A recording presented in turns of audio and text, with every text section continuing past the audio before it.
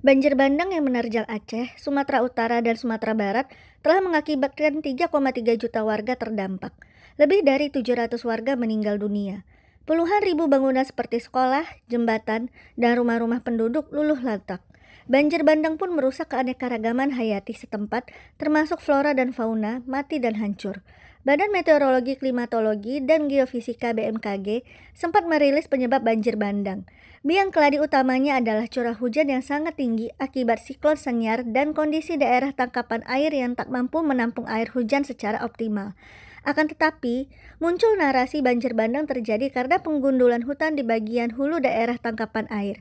Banyaknya video amatir warga beredar di media sosial menjadi bukti argumentasi itu. Video-video tersebut memantik keriuhan soal gundulnya hutan-hutan penyebab banjir bandang Sumatera. Argumen ini turut diperkuat dengan data bahwa Sumatera termasuk salah satu pulau dengan angka kehilangan hutan terbesar di tanah air. Kementerian Kehutanan boleh saja membantah anggapan itu dengan menyebutkan kayu-kayu yang terbawa air bah merupakan kayu lapuk dan sudah lama. Namun, tetap saja bencana ini melanda akibat tumpukan kerusakan lingkungan bertahun-tahun dan nyaris dibiarkan oleh negara. Hingga akhirnya kerusakan ini menjadi bom waktu yang menimbulkan bencana dahsyat.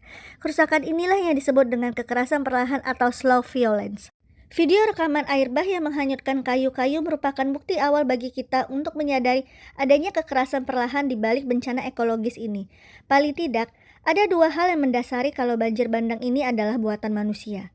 Pertama, banjir bandang kali ini punya daya hancur yang sangat besar, melebihi bencana hidrometeorologi terkait cuaca dan siklus air sebelumnya. Di Aceh, daya rusak banjir bahkan dianggap sebagai tsunami kedua dari kejadian tsunami 2004 yang menewaskan ratusan ribu orang. Artinya, sekitar lebih dari 5 dekade ke belakang, wilayah Aceh dan Sumatera Utara tidak punya riwayat banjir bandang berdaya rusak signifikan seperti saat ini. Hal itu bisa saja terjadi karena kondisi tutupan hutan saat itu masih baik. Hutan yang terjaga berpotensi menahan limpasan air hujan ekstrim, menjaga biodiversitas, sekaligus memberikan manfaat bagi masyarakat lokal dengan hutan. Kedua, Indonesia pasca reformasi 1998 membutuhkan banyak amunisi untuk mengejar ketertinggalan. Investasi pihak luar di sektor ekstraksi sumber daya alam menjadi andalan pemerintah.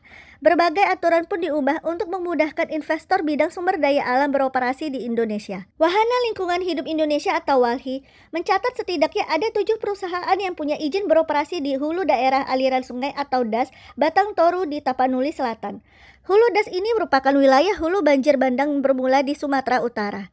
Secara akumulatif, mereka mengubah jutaan hektar wilayah hutan menjadi perkebunan kayu rakyat, perkebunan sawit, tambang emas, hingga pembangkit listrik tenaga air dan panas bumi.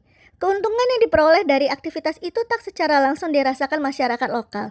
Sebaliknya, aktivitas perusahaan-perusahaan itu dinilai jadi penyebab rusaknya fungsi hutan menampung air hujan. Alhasil, air hujan tersebut langsung mengalir dan terakumulasi, menyebabkan banjir bandang sampai ke wilayah pemukiman di wilayah hilir. Akibatnya, 1,5 juta orang di Sumatera terkena dampaknya.